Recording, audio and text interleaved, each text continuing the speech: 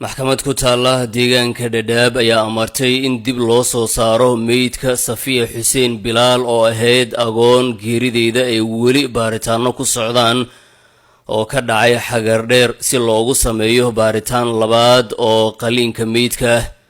xafiiska dacwad oogaha ayaa sheegay in garsoore Evans Muleka uu faray Xuseen Bilaal oo ah aabaha gabadhaas inuu ciidanka booliiska iyo khabiirada kaleba uu tuso goobta saxda ah ee lagu aasay si ay u fududaato soo saarista meydka iyo in khubarada baarista ay sameeyaan qiimeyn cusub.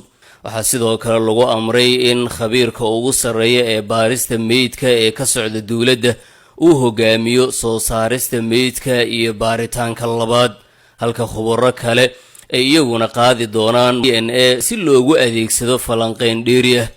waaxda dimi baarista ayaa loo xil saaray inay diiwaangeliyaan dhammaan habraaca soo saarista, halka sarkaalka caafimaadka ee degmada Faafi uu hubin doono in la raaco dhammaan shuruudaha caafimaad iyo xaaladda amniga in la xaqiijiyo.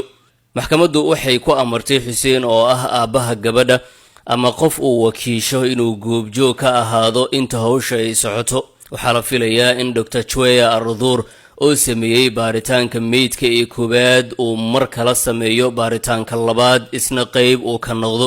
amaradan ayaa yimid kadib markii la xiray 4 qof oo lagu tuhunsan yahay dilka ardayadan ku jirtay fasalka 9aad oo wax ka baranaysay dugsi ku yaala Xagardheer.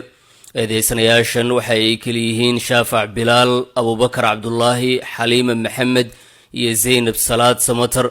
waxaana lagu hayn doonaa xabsi muddo kale oo 20 maalmood ah inta baaritaanada ay socdaan.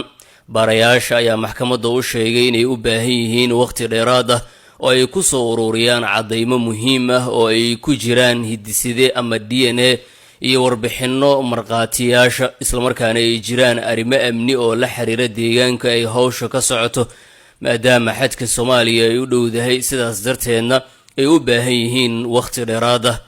xafiiska dacwad oogaha ayaa sheegay in dacwad dil ah si rasmi ah loogu soo oogi doono eedeysanayaashan marka la helo natiijooyin cusub oo baaritaanka la xiriira.